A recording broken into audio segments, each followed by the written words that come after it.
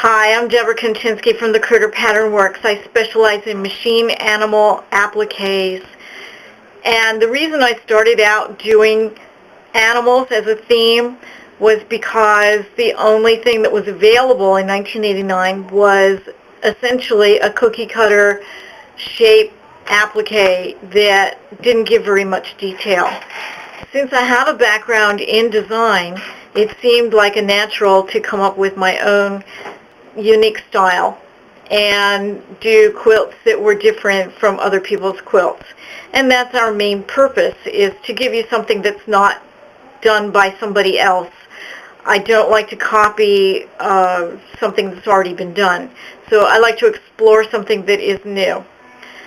The way I put my blocks together, and this was totally different when I first started designing patterns, if you have a short block and a long block, you add a strip of fabric and make them fit. There's no math, there's no preset design for this block or that block.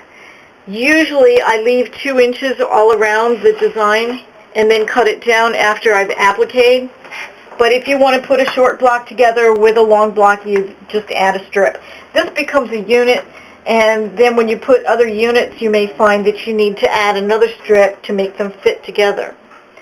Once you have the quilt the size you want it, you add on a border, and I added on the oak leaves, which are in the pattern, and the acorns as something to add to the design and make the quilting look more interesting.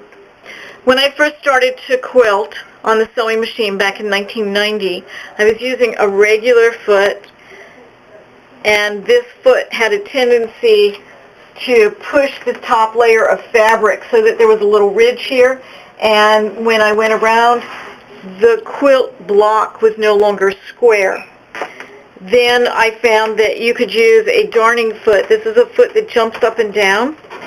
This one is circular, but some of them are oval shaped, and that eliminates that little ridge because it jumps as you sew.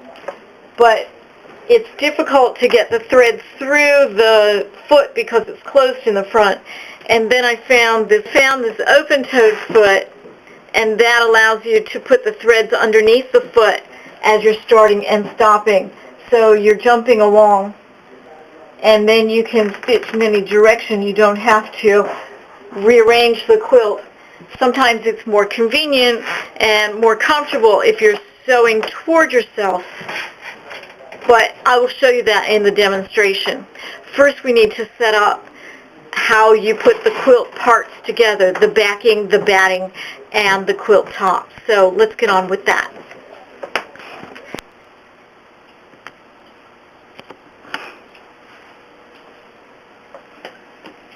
This is the quilt top on top of the batting, and I'm going to spray half of the batting. I've already done this to the backing.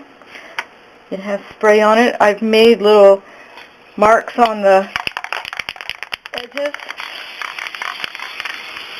so I know where I need to flip this back to.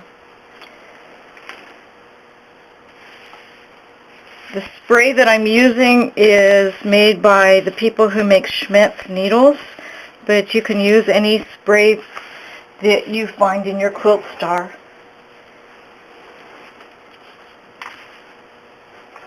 It's a temporary